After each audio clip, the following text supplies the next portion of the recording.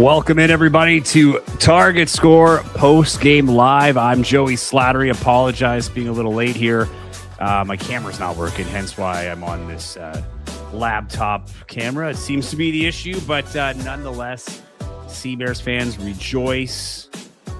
Winnipeg Sea Bears make up for the loss at home at Calgary. They take the season series against Saskatchewan 96-83, which means a playoff spot is clinched. The comments are already blowing up. I love to see it.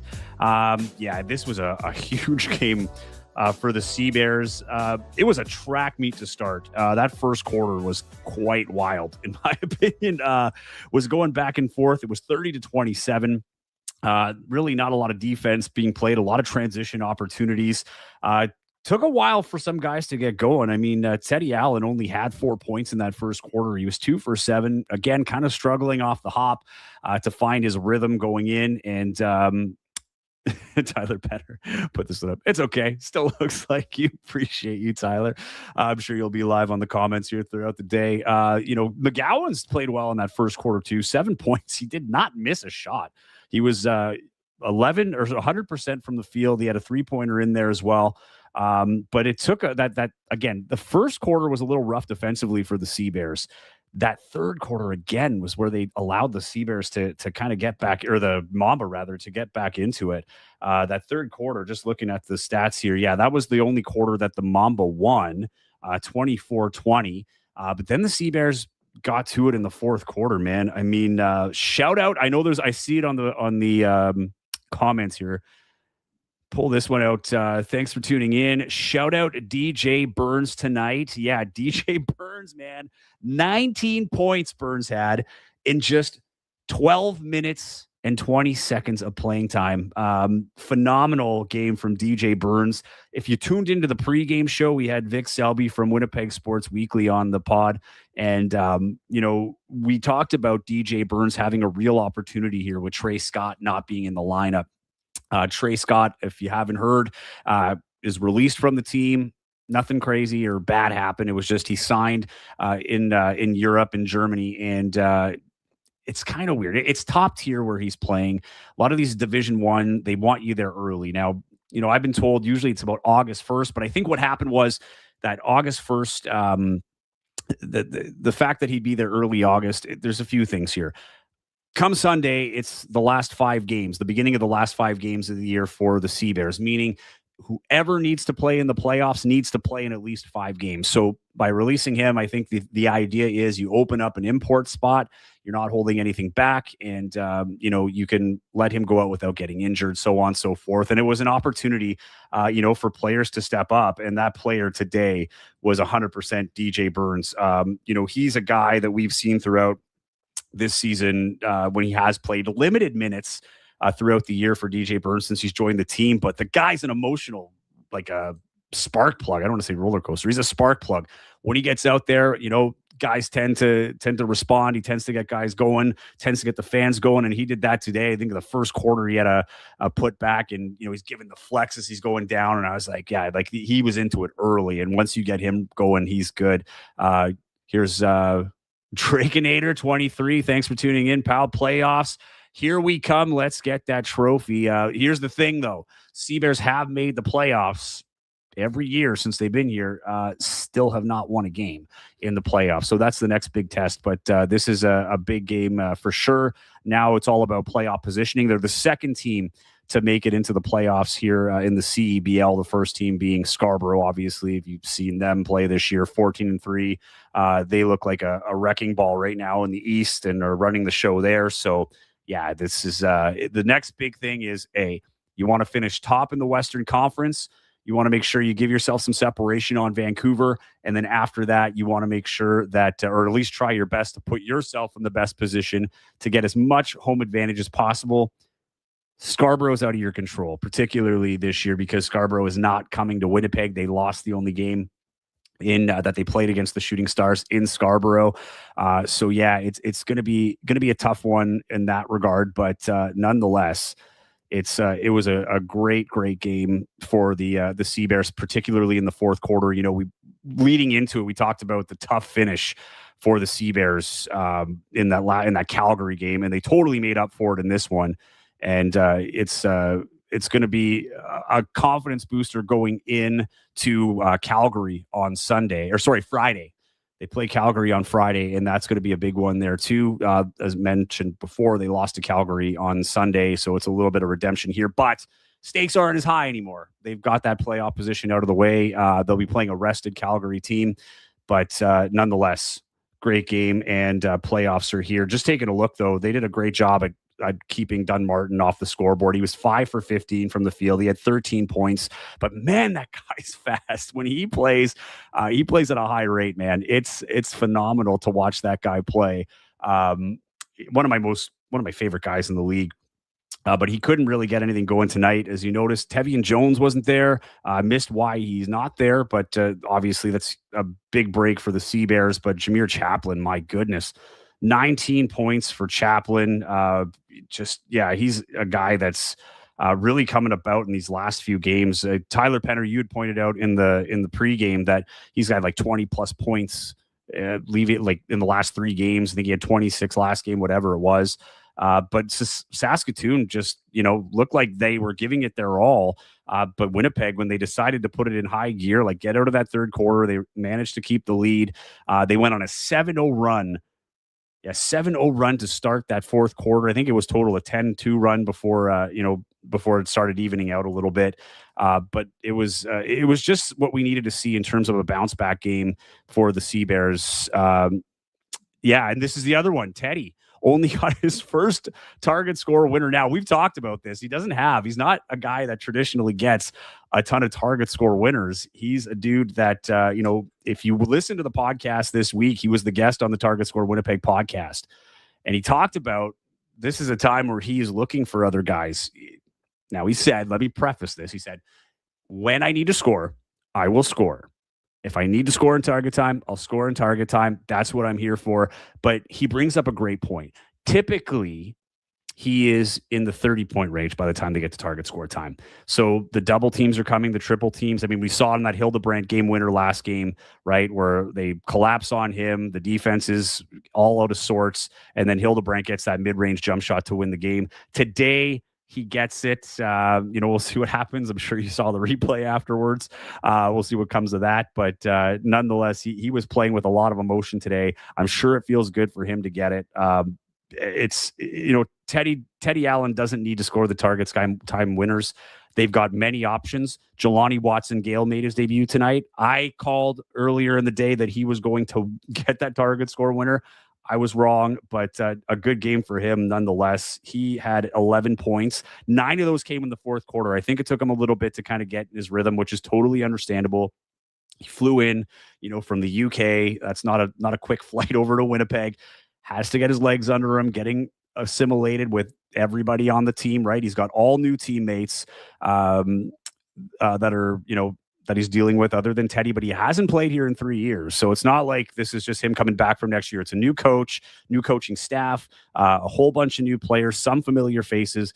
But I think if you're a Sea Bears fan, what you like right now is you're seeing a lot of the good from that year one.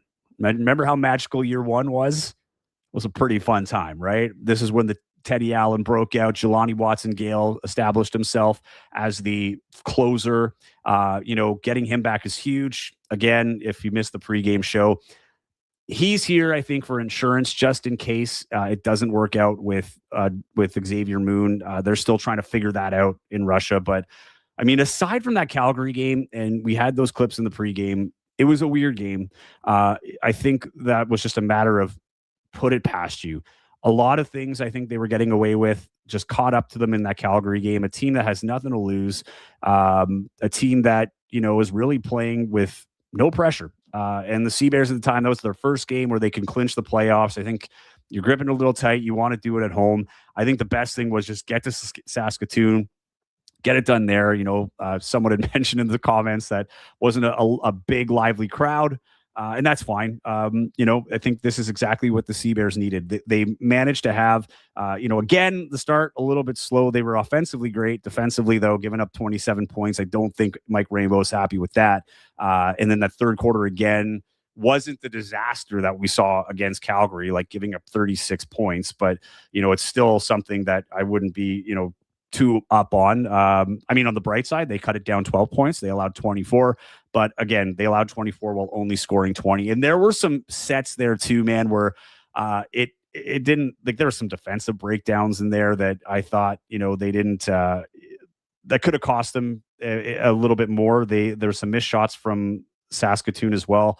Pardon me here as I try to pull up some of the highlights of this game. But overall, I felt that, when push came to shove today, emotions got high a few times. Teddy was getting into it. I know there might have got away with one under the basket with a bit of a shove. I thought it was just a hard play. I like that the refs didn't call it, and this is not because of, that it's Teddy Allen or the Sea Bears. It's just in the heat of the game, you kind of want to let it go, right? You want to let these guys play. He had already got called for an unsportsmanlike earlier. You don't want to get in the way of the game like that. It didn't seem like it caused too much of a kerfuffle afterwards. So, I was okay with that call. And then, wise move for Mike Rainbow to call him off.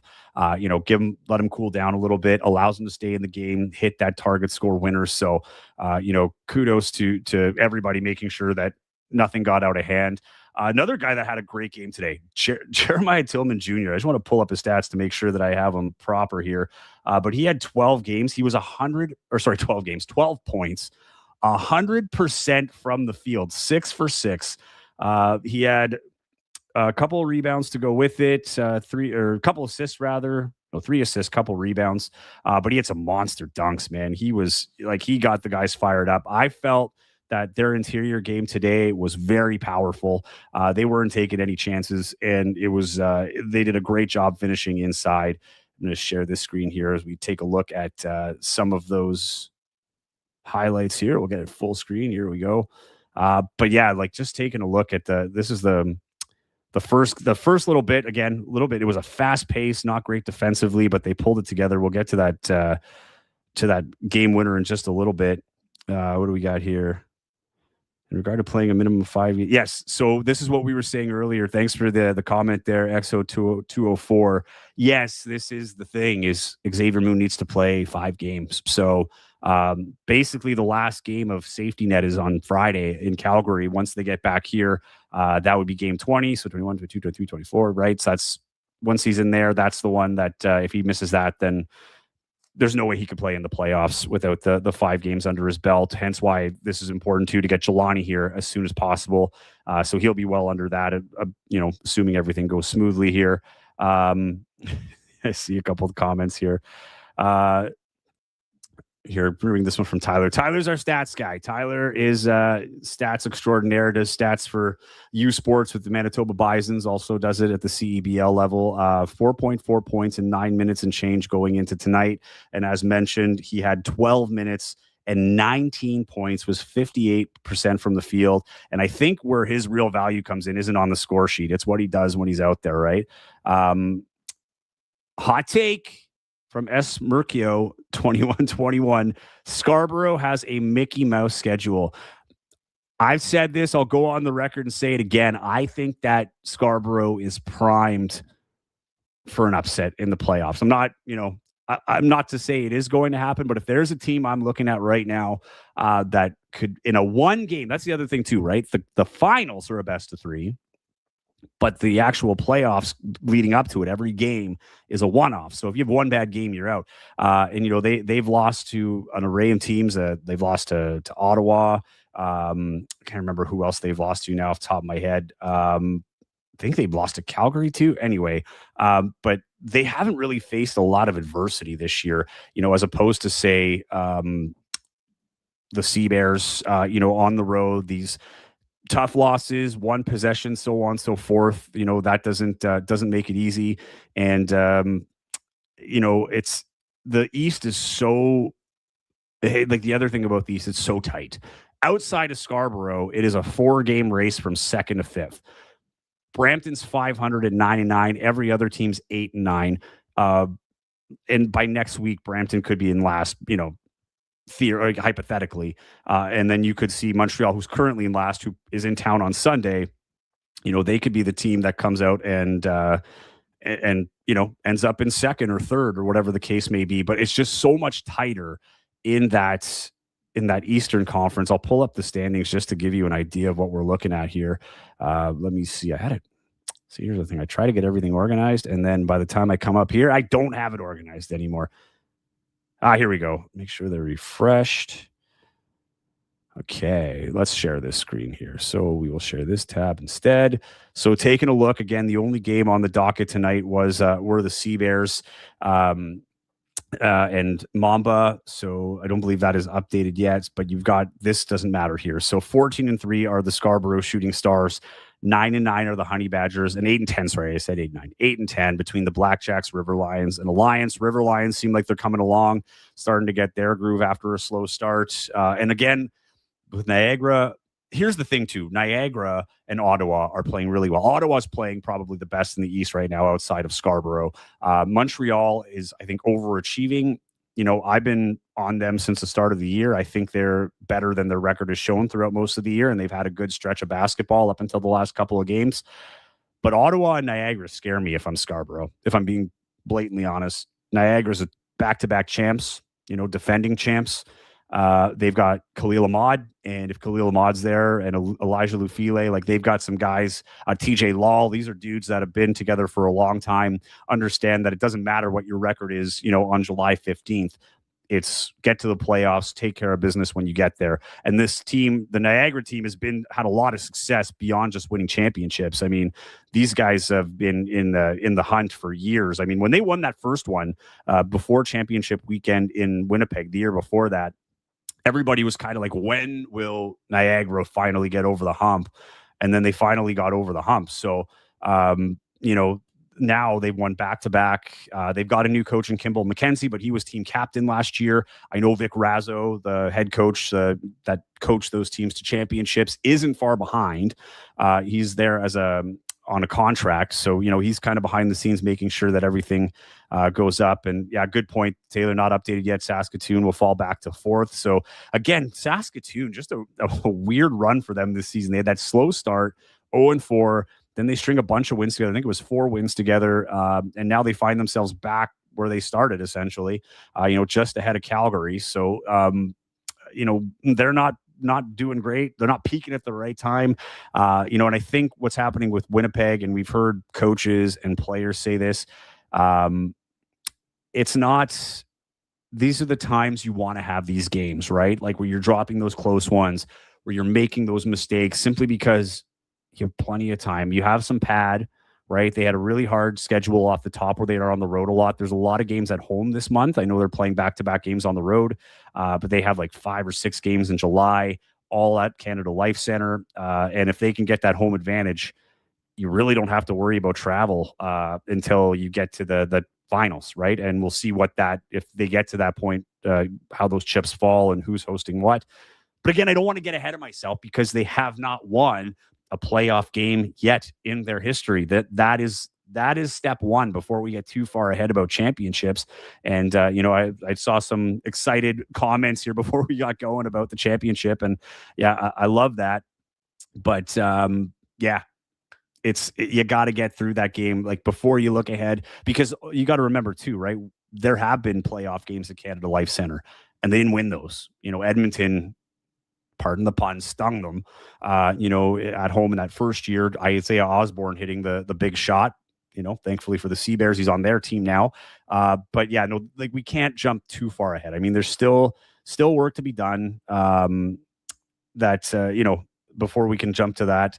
I do apologize. I fumble every now and again because there's a lot going on here. I just want to bring this up. So yeah, Teddy Allen today, despite, not having his best game, I think this was actually his lowest output of the year, 17 points, still gets 11 rebounds and 7 assists. Again, he was a menace defensively. It was nice to hear the broadcast team actually call that out a little bit and give him props for the defensive part of his game. 7 assists. I mean, he nearly had a triple-double. It's wild. Jelani Watson-Gale in his return, kind of as expected. I didn't expect him to go off in game one. I thought maybe there's some adrenaline there, but it took him a little while to just get going in those first 3 quarters. Again, he had a field goal. I think it was a 3-point field goal in the first quarter, nothing in the middle quarters, and then went off in the fourth. But this is, again, what we know of Jelani, right? Is Jelani Watson-Gale is the closer. The closer we get to the end of the game, the better he is. And this is a good player. I mean, he plays on the Great Britain national basketball team. This is a national team player. He's shined on the world stage. And I know the Seabears are very glad to have him back, regardless of what happens with Xavier Moon. And as I mentioned, earlier, the Xavier Moon thing's still not figured out, but it's good insurance to have. You've got a guy who, can control the tempo on the floor. He's a decent shooter, and he only gets better as the game goes on. So if you're not going to have him, then hey, all the better, to have someone like Jelani Watson-Gale who can step up and take over those minutes. And again, they're pretty deep at guard. You still have Trey McGowan's. Trey McGowan's had another good game. Again, said he was 100% off the top on that first quarter. He ended up with 9 points. He was 4 for 10 from the field, so he cooled off after that first quarter, but enough to get it done in that first quarter and keep things afloat. Again, it was only a 3-point differential in a high-scoring quarter, and he was the driver in that. And then he finished with 4 assists and a couple of rebounds. So you've got some good depth there. Mason Krause again played well. He didn't pop off. He only had 3 points. But he's a guy that puts in solid minutes. He's a great defensive player, and this team is built on defense, right? Gritty to pretty. Get those steals on defense, turn it into points on offense. They did that tonight. Taking a look at their total points from turnovers tonight.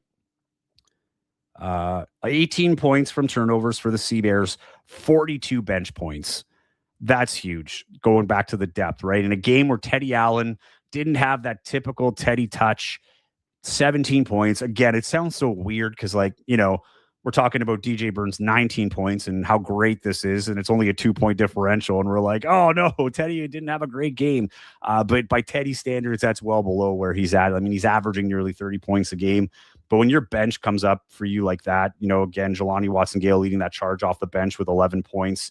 You got 8 points from Simon Hildebrandt. And then I shouldn't say leading the way. DJ Burns was leading the way off the bench with 19.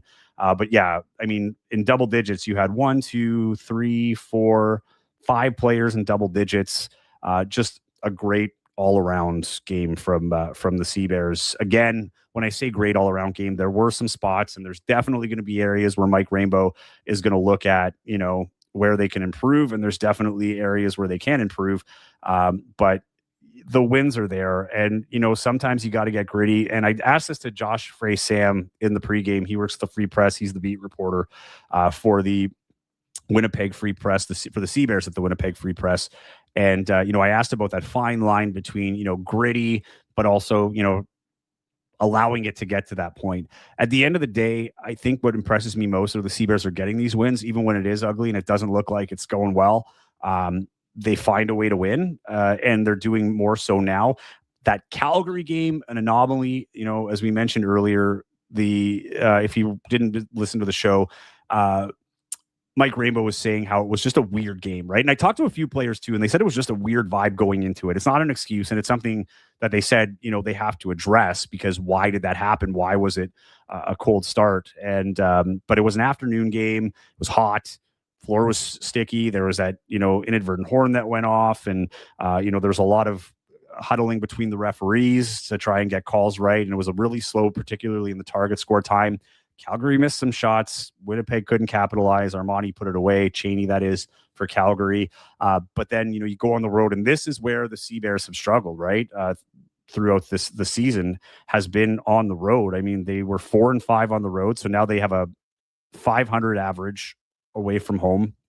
So, they're getting better. And if you recall, again, where I say the gritty wins, they had a lot of near misses. Those losses against Brampton and Scarborough at the start of the season, when those teams were the cream of the crop at the time, they were 1 point or 1 possession games.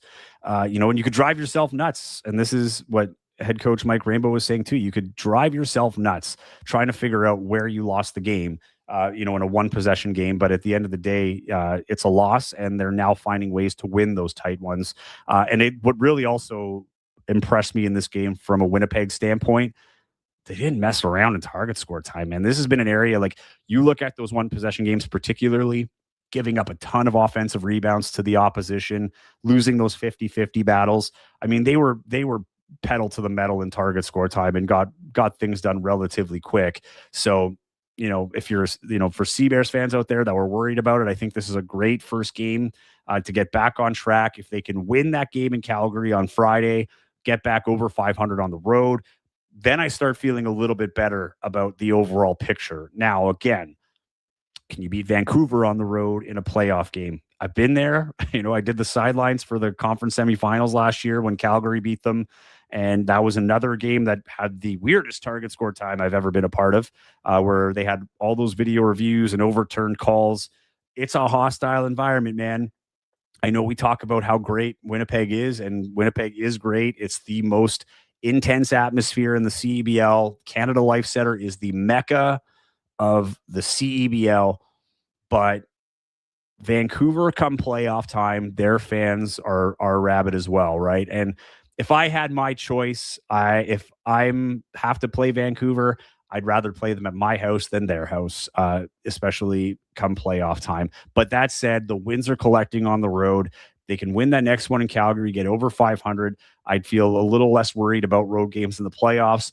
But again, if they keep stacking those wins, it doesn't matter because they're going to end up getting home advantage throughout the playoffs. And that's what the goal is right now. So let's just take a look at the stats here. Trey Townsend had 9 points, 3 for 7 from the field. I thought he was active within the game, but just, struggling to finish around the rim. Same with Bandu, like 4 points. I was just expecting more from Bandu and Bediako in this one. Bediako, 6 rebounds. 3 of them were offensive, but, just they needed more from those guys. Jameer Chaplin has been a great player for this team. He seems to be getting stronger as the season goes on. 19 points today. He was 2 for 7 from 3. Whereas the 9 for 10 from the free throw line. Like he's finding ways to score, because you look at the field goal percentages. I mean, 2 for 7 from both the 2 points and 3 points. And then he gets 9 points from the free throw line, shooting 90% there. A guy that knows how to find his way to the line and get some points. Jaden Clayton had a great game, 21 minutes off the bench, 14 points, rebound, and a couple of assists to go with that. And that's about all they got. And 20 points from Jamal Fuller, who also had a great game, 69% from the field. I mean, he played stellar, and they really needed him to. And he got better as the game went on too. But you look at, their bench points, 34, 36 points in the paint. They were really trying to take it into the paint to Winnipeg. And Winnipeg played really well. Jeremiah Tillman Jr., we talk about his offense, had a couple of blocks there too. He was a menace below, and this is what they need from Jeremiah Tillman Jr., right? The 12 points, a couple of rebounds, 3 assists, a block and a steal, 21 minutes. And how many fouls did he have in this one? 3 fouls, right? If you've been following along, Jeremiah Tillman Jr. has absolutely struggled to stay in games this year because of foul trouble. So these are very, very promising things for Jeremiah Tillman Jr. to start, stay on the floor. I think those technicals in that Edmonton game, I hope that's the turning point. I think that's like the kettle was boiling, it was whistling, and the top popped off, right? But now the pressure's off. I like to think that was the moment that he had to let all the steam go. It's a reset. And that's something that if he can continue this and play that aggressive style, challenge at the rim, get those rebounds, facilitate from the paint and from the block, they're just going to be in better shape, right? But the fouls definitely have to stay where they are. Playing with 3 in the fourth quarter, that's about as good as it's going to get with Jeremiah Tillman Jr. and the way that he plays. He's finding ways to play a little cleaner now and to stay away from getting those fouls. So this is that was a good sign too.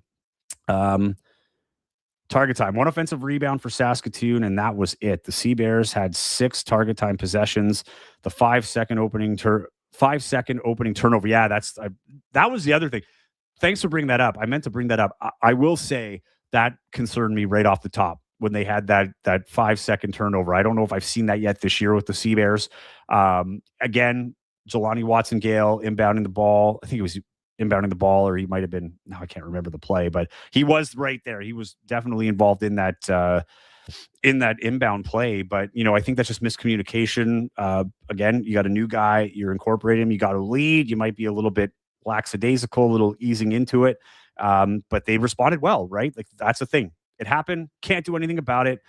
Get on with it. Thanks, Tyler. Just saying that they did inbound. They changed the turnover to him when it's not. But yeah, he just, when you're trying to get somebody into the game and you're trying to get them assimilated, you have a lead.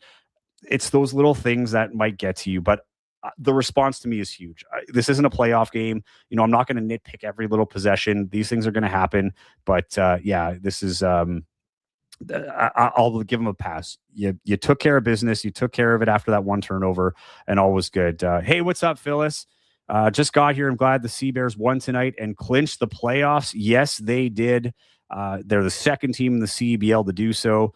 So yeah, this is this is a good night for the Sea Bears. But again, bit of a gauntlet right now is what they're going through. So they played tonight in Saskatoon. They played Sunday afternoon, practiced Monday in Winnipeg, traveled yesterday, played tonight. They'll travel tomorrow to Calgary, play Calgary Friday. Then they travel Saturday. And the game on Sunday, reminder to everybody, too, the game on Sunday got pushed back to a 5 o'clock start. I think initially it was supposed to be, I want to say it was 3 o'clock, but it's not. It's 5. I think it has to do with the World Cup, the FIFA World Cup. So if anything, it buys a couple of hours for the Sea Bears, through travel and a little bit less hectic of a turnaround, but still not easy. And this goes into next week because then they've got Vancouver. Who else do they have? I think I have their schedule pulled up here. Where is it?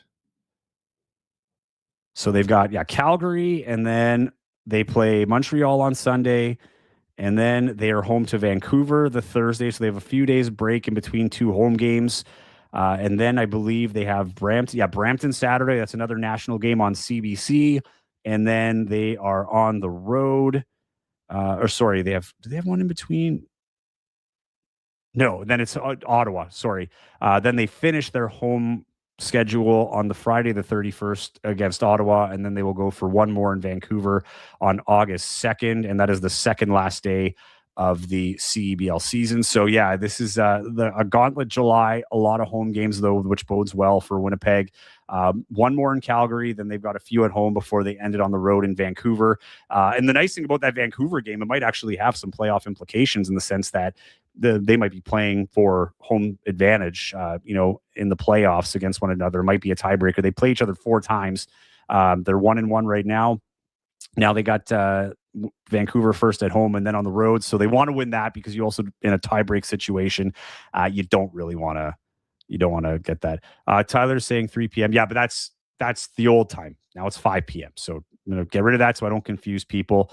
This is crunch time for the Sea Bears. This is a good run. If they can get their momentum now, there's nothing that they have to, they won't have to worry about going in. You want to peak in the next few weeks. The nice thing is now they've got the playoff spot jockeying for position. So now what I want to see is what they're going to be doing with these looks.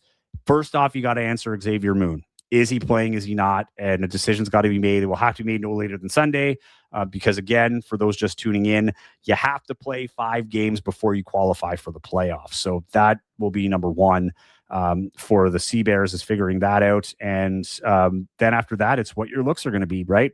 You've got a bunch of guards now with Trey gone, Trey Scott, that is. DJ Burns had a great game today. Can he replicate that on Friday? Can he do that on Sunday, right? He got a little bit more playing time this game, and he's done great with it. Again, he had 19 points and was 58% from the field, only played 12 minutes. But what we're seeing is in those 12 minutes, he had a chance to get in his rhythm, and it helped the team out huge on a night where Teddy wasn't typical Teddy. So, if they can keep that up, that would be huge. Just want to make sure I got my... Yeah, Osborne tonight. That's the wrong Allen one, but 14 points, 4 boards, and he was 4 for 6 from 3. I didn't even talk about Isaiah Osborne yet. Isaiah Osborne, just phenomenal tonight as well from beyond the arc. Another guy who's been huge for this team. So again, we talk about that depth of guard. They've got some great Canadians. They've got a few days left to make another move if they so choose. But if you're... I don't know. Do you want to make a move right now and disrupt what you have? Everything seems to be clicking. And if you get Xavier Moon in, again, as I said before, I think he's going to assimilate nicely, and it's not going to be an issue for Xavier Moon to get into this lineup and have an impact right away. As we mentioned, he was the face of the league for a long time. He's won 3 MVPs. If you've never seen the trophy, Google the CEBL MVP trophy. It's a massive X to honor Xavier Moon's 3 MVP wins, and he's also a two-time CEBL champion. So, of course, the Sea Bears are holding on to the last minute, because if you can get a guy like that for a team that has not won a playoff game, that's going to help a ton to have that championship pedigree. Jeremiah Tillman Jr., also a CEBL champion with the then Hamilton Honey Badgers. They moved to Brampton since. So, yeah, this is the things are looking good right now. I don't want to jump the gun. They had a bad game against Calgary. Great response here in Saskatoon. They've lost already in Saskatoon. They're playing at a new arena in Saskatoon. I thought it would be a little bit more people there, to be totally honest, but I still think it's a lot louder, a little bit more energy in there. But they responded well, and they got that win. Now, can they channel that redemption on Friday from the loss on Sunday to Calgary? Again, Calgary hasn't played between the game on Sunday and that game coming up on Friday, so you know they're feeling pretty good, and they get to just stew in a 3-game win streak. Again, a team that was 0-10 until they got Armani Chaney, who was released from Winnipeg, hits that game winner against Brampton, gets them their first win. They win 2 against Vancouver, 1 against Winnipeg. Those are 3 of the top 4 teams in both conferences right now. The top 2 teams from each. Scarborough's the only one they haven't beaten. So, Calgary is no slouch. They're playing without pressure. So again, you have to take this energy and momentum that you built today. Again, might have to address the emotions a little bit. They were starting to get away on, Teddy Allen had a couple of close calls. He was getting a little fired up, but take the positive momentum into Calgary on the plane over there, Winsport Arena. Again, this is a place that Calgary's only played maybe a couple times. Calgary is the weirdest schedule because they're playing all over the Alberta and now the country. They had a game in Whitehorse, so this is a team that, they don't have that home advantage as most teams do. But again, Dave DeViro has this Calgary team playing at a whole new level. And, now that they have practices under their belt, they've been playing great. 3-game, again, win streak, and they're going to try and make it 4. But again, Winnipeg has now clinched the playoffs. Can't take your foot off the gas. But now is a time for Mike Rainbow to have a little fun, see what other guys have out there, what other looks you can get, and start planning for the playoff scenarios, right? Calgary, very likely not going to be your playoff opponent, but you just never know. But how about you just beat them on Sunday or on Friday, and you have that much closer of a chance of not having to worry about them. One thing is you're not going to finish behind Calgary. That's why they clinched, because of the mathematics behind it. Calgary can't win this many games, even if they won out. Tyler's going to bring up your thing here. Tyler says he was a bit concerned when the Sea Bears lost a point because they had put the wrong free throw shooter on the line when Simon came out. And then he also says 0 for 7 for Teddy from 3. He did look a little like old Teddy. Yeah. And, in these last 2 games, again, I'm not trying to sound the alarms. Teddy's going to be fine. I mean, even on a bad game, he's giving you 17 and nearly a triple-double. But, the last 2 games, he struggled. But here's the thing, man. Get those struggles out now. He had a phenomenal start. He's still leading the playoff, or it's not the playoff, rather, the MVP race. It's between him and Miles Powell. Have these nights against the Mamba in Saskatoon on a Tuesday night or a Wednesday night, whatever it is tonight in mid-July. This is the night, right? This is the night. If you need a night off or it's not going to go well, have it now. And that goes for everybody else on the team, right? The ones that I feel like need to build momentum, mainly for me, is Jeremiah Tillman Jr.